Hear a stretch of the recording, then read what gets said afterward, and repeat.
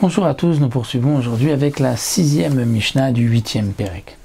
Jusque-là, nous avons vu les sacrifices qui se sont mélangés les uns avec les autres.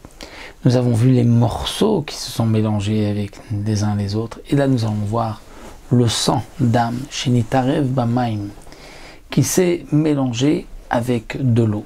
C'est-à-dire que nous avons le sang d'un korban que l'on doit asperger sur le misbéach, mais qui s'est mélangé avec de l'eau. Il y a de l'eau qui est tombée dans le sang des korbanot. S'il y a encore la couleur du sang, c'est kasher. Le Barthénoura précise.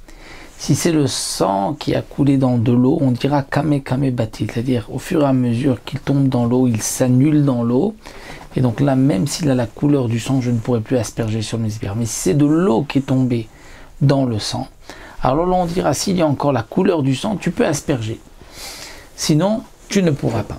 Alors nitarev bayain, on va dire le cas où le sang s'est mélangé avec du vin. Il y a du vin qui est tombé dans du sang. Le vin c'est rouge, le sang c'est rouge. Là on ne peut pas savoir s'il a la couleur du sang, puisque même le vin est rouge.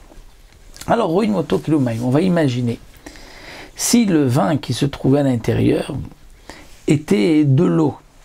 Est-ce que là, on aurait eu la couleur du sang ou pas? Si on pense qu'on aurait eu la couleur du sang, c'est kasher. Sinon, c'est pas ça. Un autre cas, nitarev bedam bema. Le sang d'un korban s'est mélangé avec le sang d'une bête profane qu'on ne doit pas asperger sur le misbéach.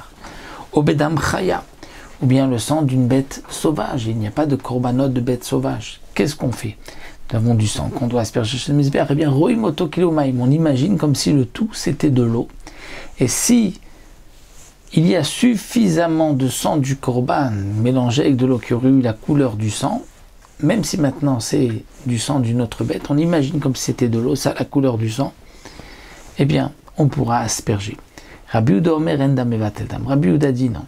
En vérité, le sang, min bemino, avec sa même espèce, ne s'annule pas.